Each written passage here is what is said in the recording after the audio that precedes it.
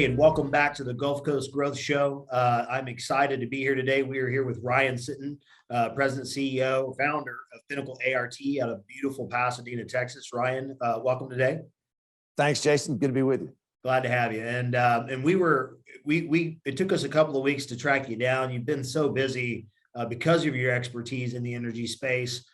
We are very fortunate to have you on the show today. I remember the initial conversation started with me reaching out to Chad to say, we got to talk to Ryan. And he said, well, let me call Ryan. And we were trying to get you on the show because, we thought just at the time, this was right when the conflict started taking place over in Russia and Ukraine.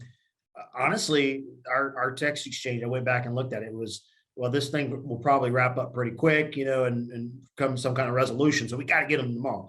Of course, you were already booked and slammed, and hey, now here we are 3 weeks later, and it's still going on. And it's not only has it gone on, but the magnitude of the consequences and what we're seeing, and then the fallout from it seems to be something of really paramount importance. So much, in fact, that you recently were on Fox and Friends on Monday, which is a nationally program. So now having moved out of the great state of Texas from a regional perspective, where you're the expert, to a national expert. So congratulations on that.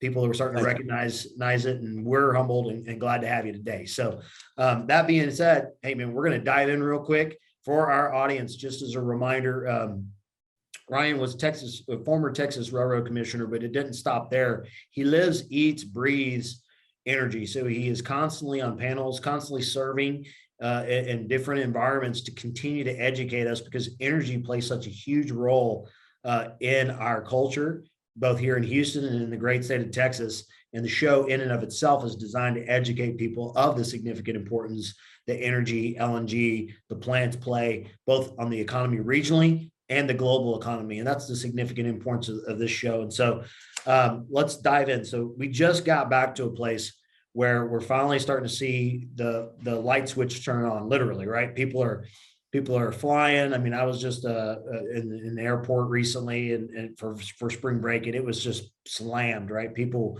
trying to figure out where they were going. It was refreshing. At the same time, it was alarming, right? As I thought, oh my goodness, what are gas prices going to look like on Monday? And then I went to California. So I saw the worst of the worst when it came to the prices of gas. And so we just saw, we may see $4 million a barrel just disappear from Russia here coming up. And we wanted to ask you, what's going on? what can we expect? And just kind of give us an overarching theme of what we're seeing here and right now. Sure.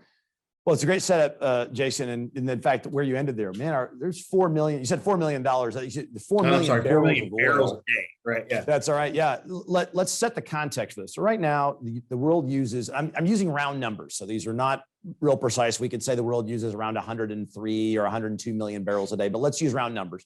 The world uses 100 million barrels a day of oil.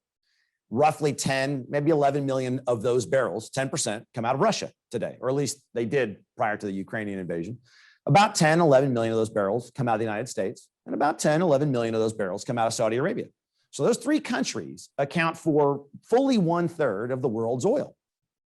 Now you go back in history and we say, well, how violently does the price of oil swing when there are disruptions to the oil market? Man, if I were to show you a graph of the oversupply of oil relative to the price of oil. So in other words, when the world is undersupplied, maybe a little bit, maybe 2%, or if the world is oversupplied by 2 or 3%, what happens to the price of oil? It shocks most people to learn that if the oversupply moves outside of 2%, the price swings violently. In 2009, 2008 was the last big run. In fact, we saw record high prices of oil. Prices of oil at that point got up to $147 a barrel, highest we'd ever seen and highest we've even seen even through today. The thing was in 2008, 2009, and the world was undersupplied by 2.5%. Wow. That's it. But that 2.5%, the fact that people didn't know if we're going to be able to get enough oil or how we're going to be able to get enough oil to make our economies run, not just in the United States, but around the world, man, that was enough to cause the price of oil to skyrocket. So to your point you just made, man, Russia produces 11, 10 million barrels a day, and they only refine 6 to 7 million of those barrels themselves. So there's a full 4 million barrels of Russian oil that normally goes out into the world market that, as of today, United States is saying they're not going to buy in that oil. Europeans are saying they're not going to buy in that oil. Other countries who are partners, trading partners with Australians, they're saying we're not going to buy that oil either. And that's about half of that Russian oil. So what's happening today is that you're seeing a swing in pricing. Russian crude oil being discounted because they don't have anyone to sell it to, or their buyers or the numbers of buyers have dropped dramatically. They can still sell to China, still sell to certain players in the Middle East, but largely their buyers have dropped dramatically. At the same time, other producers, the United States, Saudi Arabia, Brent, the big international crudes, Canadians, the price for all of our crudes is going up. So for example, people out there have seen, man, West Texas Intermediate was kind of hanging in this $80 a barrel range before all this started. Now it's up to $110, $112 a barrel. It's come up a full $25, $30 a barrel because that oil is available where the Russian oil is not. Now, one other thing, though, before, so I'm giving you the whole landscape here. One other thing to know that a lot of people don't know. So your viewers are about to get a tidbit that people aren't aware of. All oil is not created equal. WTI stands for West Texas Intermediate. That is the sort of global price standard for oil, and everybody talks about the price of WTI. Well, WTI, West Texas Intermediate, is a light sweet crude. Texas and most onshore U.S. production produces light sweet crude. One challenge for us, or one thing to be aware of, is that most of the sophisticated refineries in the world, of which the United States has the most, can't run just light sweet crude. You have to have heavy crudes to blend with that light crude to run those refineries efficiently. So we talked about oil production a minute ago. Let's now talk about refining capacity. The United States refines about 18 million barrels a day. Not quite, if I'm using round numbers, not quite 20% of the world's refining capacity. The next biggest refiner is China, who refines about 16 million barrels a day. The next biggest is Russia at 7.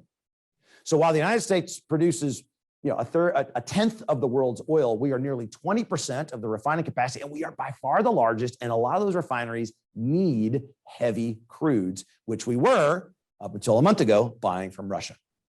So this plays in even more dramatically to what's happening with oil prices.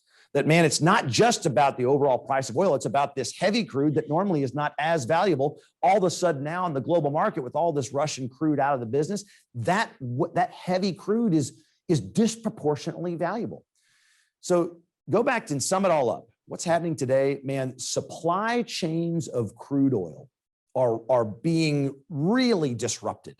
We're trying to route crudes from Venezuela now to the United States, who we wouldn't even buy their crudes a month ago. And now we're saying, well, maybe we'll buy those because they're heavy. They're a good replacement for Russian crudes. What about the Canadians? Well, we didn't build the Keystone Pipeline. Sure wish we had, because that is heavy crude that we could be bringing out. Can we bring it down by rail or by around the coast by barge?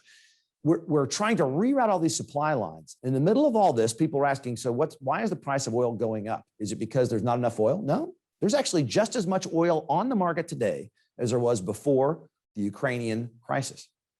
The problem is it's now unreliable. People don't know where they're going to be able to get that crude, and it's driving the price of almost all crudes up around the world except for Russia. And we are feeling that price, not just at the barrel, we're feeling it at the pump. We're even feeling it in products that take oil to make them. So this is having a really disruptive effect on the energy markets. And frankly, a fear that I and others have is that if this continues, it'll have a disruptive impact on the entire economy. Great point. And Ryan, I think one of the things that I was talking to a peer about the other day is, we have so many people that are in the energy industry here in Texas. And for the longest time, I used to say, hey, man, when gas prices go up, we're not completely mad, because that means that they're money being made, right? That usually there's always this correlation of enthusiasm almost. So, there's a sweet spot, they're too low, and that means people aren't working, jobs aren't being created. If they're right in that kind of sweet spot, we're humming as an economy. All of a sudden, though, it feels like there's this daunting curtain that's kind of hanging over things. Like I'm seeing oil and gas people freaking out at the pumps, and that's weird. That's abnormal, right? Normally, the guys in the big F-250s that are project managers and been in this space and are running and doing all kinds of oil related work. They're not complaining so bad when they see it because hey, the paycheck on the other end is equally as fruitful. There seems to be an alarm this time that's different. And so can you talk to us why, here in Texas regionally, especially, we're not, pounding our chest going oil's high. Let's, what's different? What's the different part of this story? Yeah.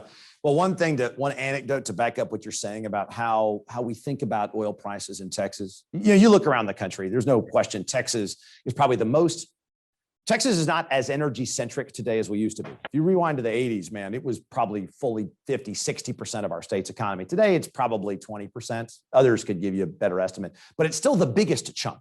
There isn't another industry that has as big an impact on Texas net economy as energy does, as oil does. And so we are probably the most, if there is a state in the United States that is very energy centric, it's probably not one as big as Texas. And I remember when I was growing up, because my parents were both teachers, so we never had a lot of money. And I can remember my dad lamenting gas prices, right? If the price of gasoline, I remember when the price of gasoline got above $1.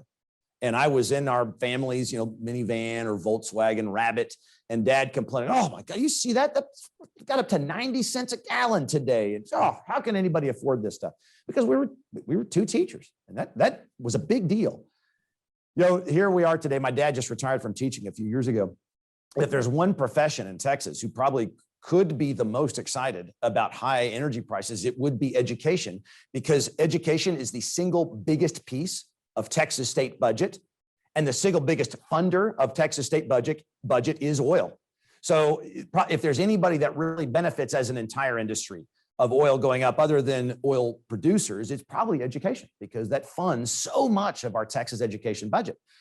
Now, that anecdote aside, you mentioned, man, normally guys like us who understand the importance of energy and the prowess that it brings to our state and to our country. When our homegrown energy industry is doing well financially, we normally feel good when energy prices are healthy. And let's just say it. Let me sidebar for a second. Even with gasoline prices, approaching $4 a gallon, we still in the United States pay a hefty discount to what Europeans were paying before the Ukrainian crisis. We pay a hefty discount to what people are paying in other parts of Asia.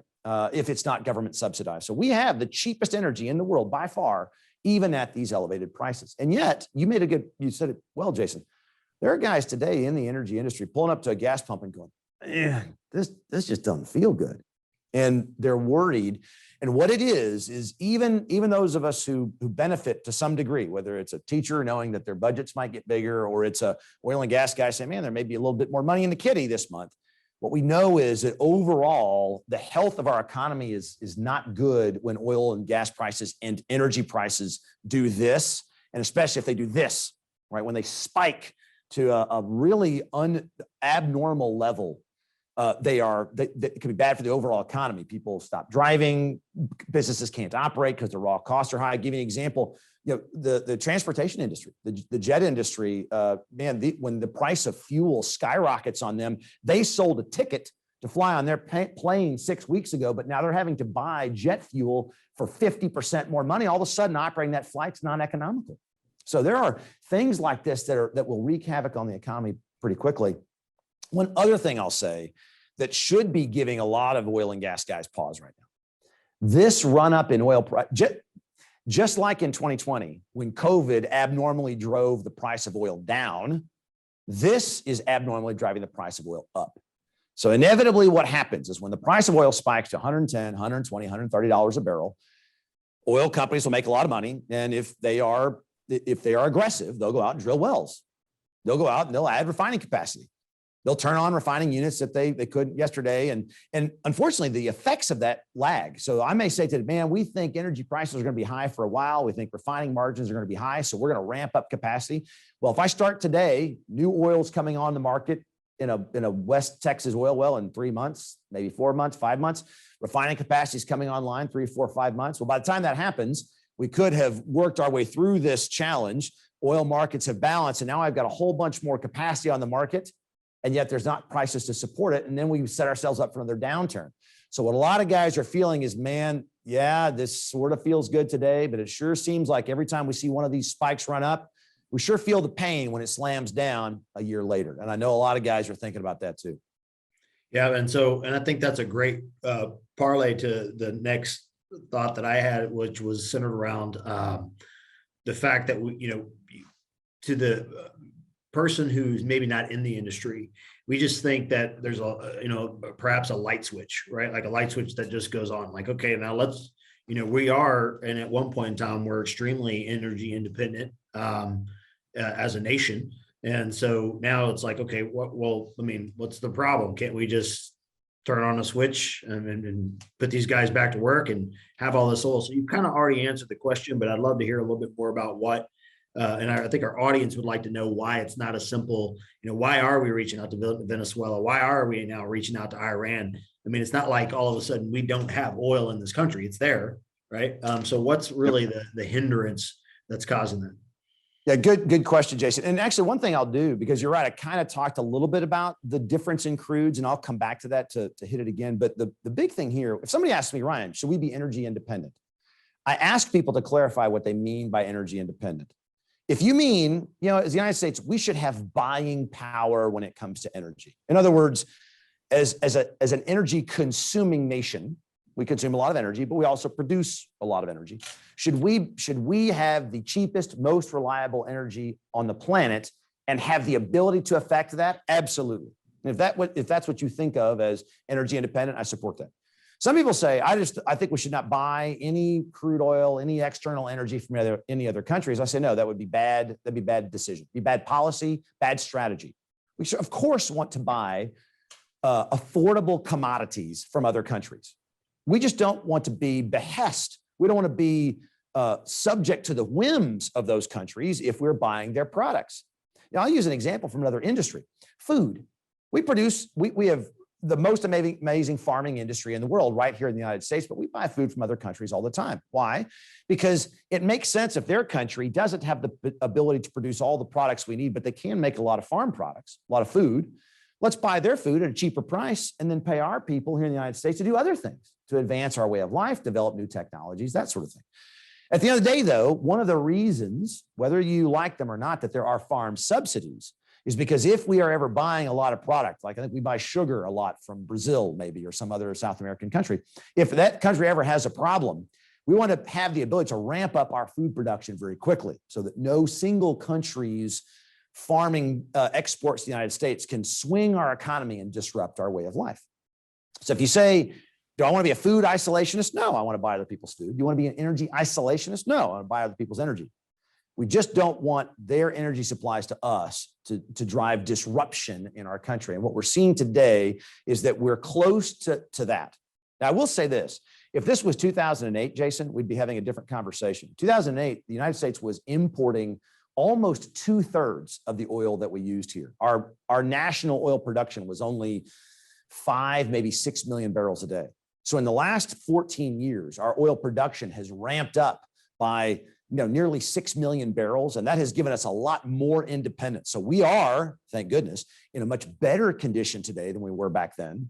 Even though the Russians we're not going to buy that oil, and that oil is disrupting the market. We were only buying 500,000 barrels a day as a nation from Russia when the Ukraine thing started. So our ability to replace that is not impossible. Whereas, in 2008, if the Saudis, Middle East oil embargoes going back to the 1970s, those things really wreaked havoc because we had much larger percentages of our energy was imported. So if you accept this notion, if you believe, okay, Ryan says we don't need isolationists, we just need to have buying power. We need to be able to control the way we do commerce around this energy with other nations. Then the question is, is there a switch we can flip when this happens? There could be if we played our cards right. Now, someone asked, well, Ryan, if you were president today, how would you solve this problem immediately? I'd say, that'd be easy. I would jump in my time machine and I would go back a year, 2 years, and I would put in place strategies to protect us from these types of events. The easiest one is the Keystone Pipeline. And people think that's just some political red herring. Oh, you're going to bring that old, red meat Republican issue up. Look, we were buying 500,000 barrels a day of Russian heavy crudes a month ago, 6 weeks ago, before the Ukrainian crisis. The Keystone XL pipeline was going to carry 800,000 barrels a day, and Canada makes heavy crudes. That's their predominant export. If we had the Keystone pipeline, we could have flipped a switch and said, great, we'll just, instead of bringing that crude down the Keystone pipeline and exporting it out of some of our ports, we're just going to turn that switch and refine that crude here and tell Russia we don't need that crude anymore. If you look back over the last, I would say, not just this current administration, but even the last, say, 3 or 4 presidential administrations, the way we have thought about energy is as a political issue, not a strategic one. And that's probably our nation's biggest failing, is that our leaders have not said, you know what, even if you buy, regardless of your political opinion on global warming and hydrocarbons as a result, as a cause of that, regardless of your opinions, if you say, well, we're going to shut it all down here because it's politically expedient to say that in a Democrat primary, well, man, you may be setting us up for real challenges as we go through this transition. I could have an environmentalist sitting next to me and say, look, even if you believe wholeheartedly we need to advance our use of solar and wind and electric cars, everything else, no one believes that's going to happen in any major way inside of 10, 15, 20 years. Well, during that time, we don't want to be subject to all of this instability around the world. So we need to maximize our strategic advantages in oil and gas to set us up for that energy transition. And that's what people have not done well. And that's why it feels like we are so at the whims of international countries. It's because of this lack of strategy to give us energy strength when it comes to commerce.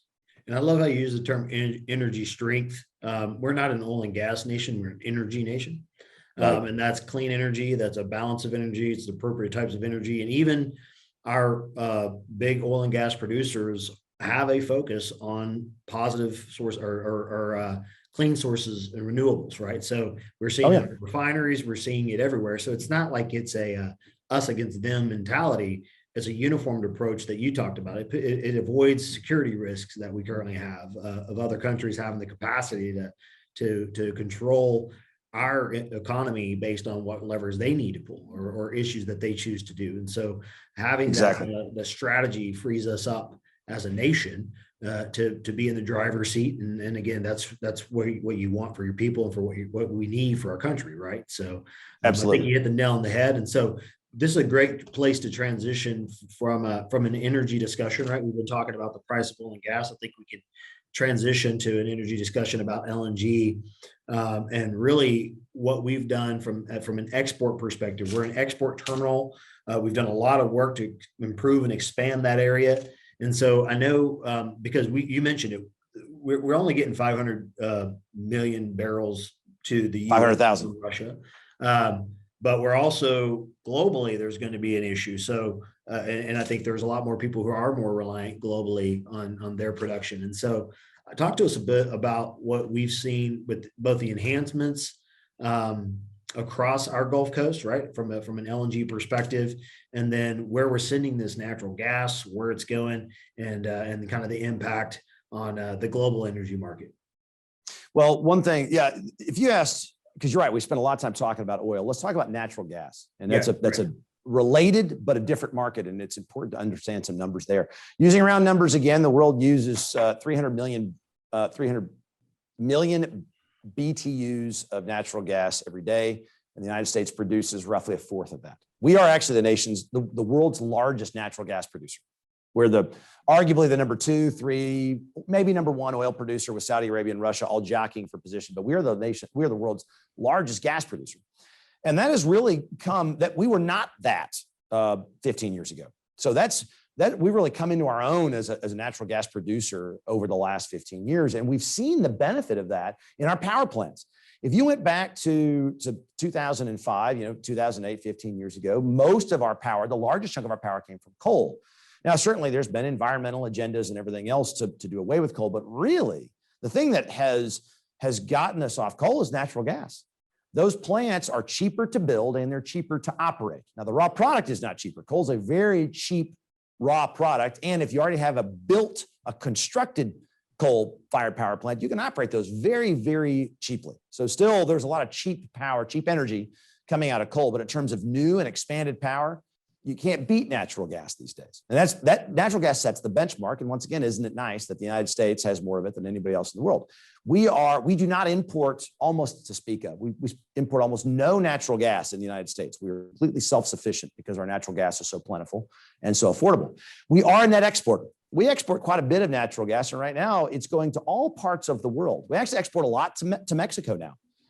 They don't have a lot of natural gas reserves, so they're buying natural gas from us, and they have plans to build even more pipelines so they can build more natural gas power plants, all running on U.S. natural gas. Over the last probably 3 or 4 years, another place we've begun to export more and more natural gas is to Europe. Why Europe? Well, in that same time period, the last 10 years, as the Europeans have really advanced their sort of anti-oil and gas agenda, I think they would admit today, to their detriment, one thing they have done is buy not only crude oil from other places and some of that from Russia, but they have purchased a ton of Russian natural gas. In the wintertime, when the Europeans are using the largest amount of natural gas that they do, the highest is in the wintertime, they buy almost half of it from Russia. Wow. So imagine now, if you're in a situation where, we don't really like doing business with the Russians, but Europe gets cold. You can't just turn that. You can say we're not going to buy Russian oil. Maybe we won't drive as much. We'll try to figure out how to use public transportation. You got to heat a home. You got to make a meal. And Russian natural gas is fueling a large amount of the European power grid and the European natural gas infrastructure, natural gas water heaters and stovetops and those sort of things. So that is probably the single biggest pain point in terms of this military conflict is natural gas, specifically into Europe. Now, what there's been talk of is, well, how can, and there's big meetings going on, and Biden, to his credit, saying we are going to help, we're going to send our natural gas to Europe to try to support them as they try to limit their exposure and get themselves into a good negotiating position. Unfortunately, in fact, I did a radio interview this morning, and someone said, what's the ability to replace Russia's natural gas exports to Europe? It's zero. Practically speaking, there is no lever, no switch, no program you can fire up to replace all that natural gas. What are the options then? If the Europeans were to say, I don't want to buy Russian natural gas, you're talking extreme things like, well, how do we fire up old nuclear power plants and how do we burn wood? I mean, it's so much infrastructure has been built around Russian natural gas that I think that it's impractical for them to try other options. They're going to try it, and we're going to see how effective they can be. I'm guaranteed they will reduce the consumption of Russian natural gas, and some of it will be coming from the United States. I think we'll be ramping up gas. Gas prices have been coming up, not gasoline, but natural gas prices have been coming up.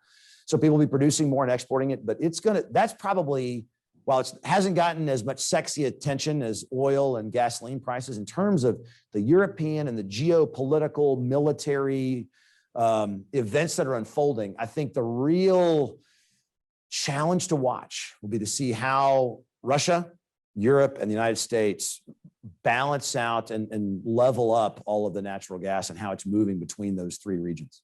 Wow.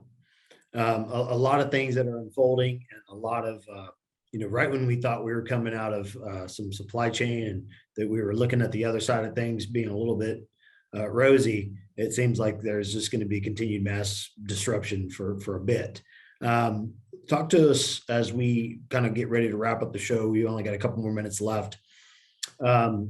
Your forecast, just your final thoughts, like what in the next, if we're having this conversation in December, what is your outlook generally, both in the energy space and then overall economically for our nation? Yeah, Jason, I'm gonna have to sort of play a tale of two cities with you here, okay? Because it's just hard to predict Putin when you get a dictator who is so seemingly, obviously I don't know the man, so seemingly bent on some sort of expanded control, expanded influence, expanded land.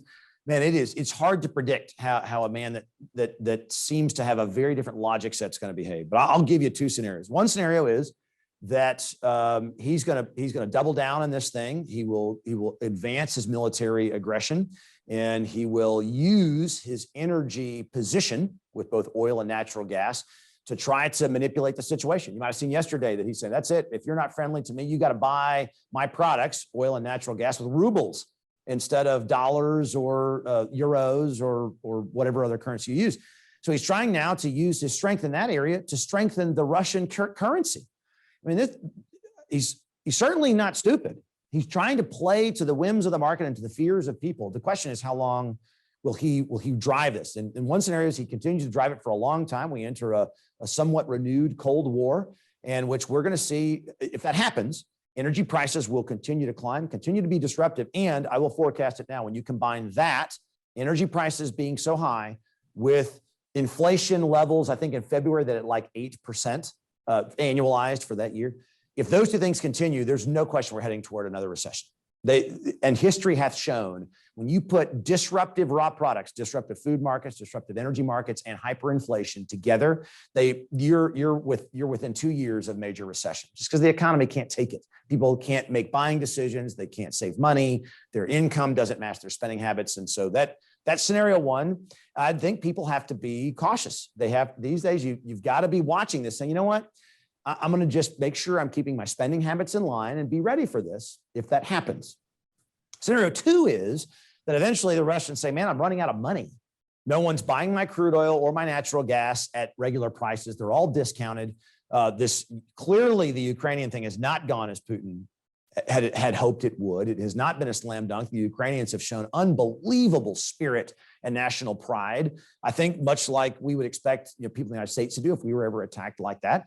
And there's second scenario two is he tries to find a graceful way to exit and then kind of hat in hand sell his oil on the market, natural gas on the market, things balance out. If that happens, then I think that we'll probably be bumpy through the rest of the year. And if we're sitting here in December, we'll probably be talking about how things are feeling stable, but prices are still high, and we're still sort of preparing for this. We're still dealing with the outfall of this.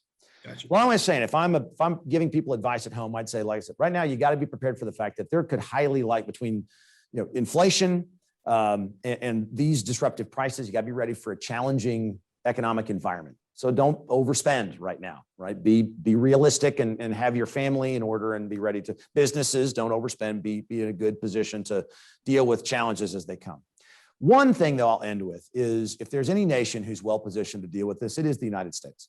We have the most robust, most reliable, most stable energy infrastructure in the world.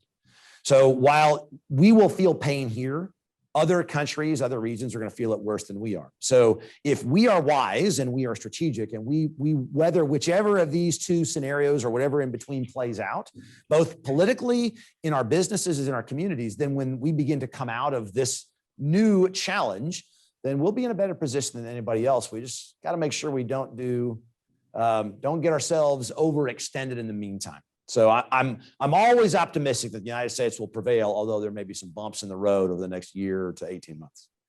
Fantastic. And I think that was some great insight. And as always, and I would encourage the audience, one thing you really captured earlier is we turned energy into a political weapon.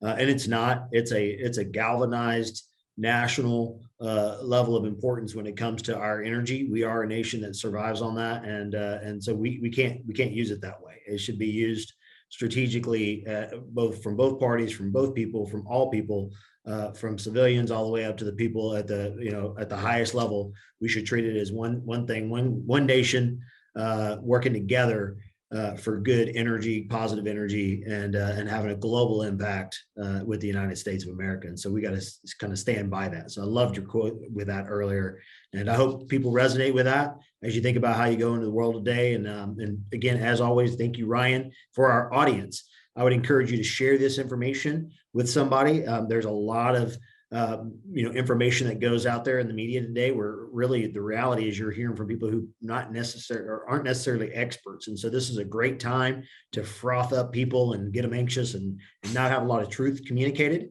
So this is truth. This is a gentleman who spends his entire life dedicated to energy in his team and the people that he serves in the community, and is an expert. And so, and our organization's here and ready and desires to speak that truth to the individuals that are listening. So pay it forward, pass this along, and stay tuned to us on a more regular basis at the Gulf Coast Growth Show. And we'll see you guys next week.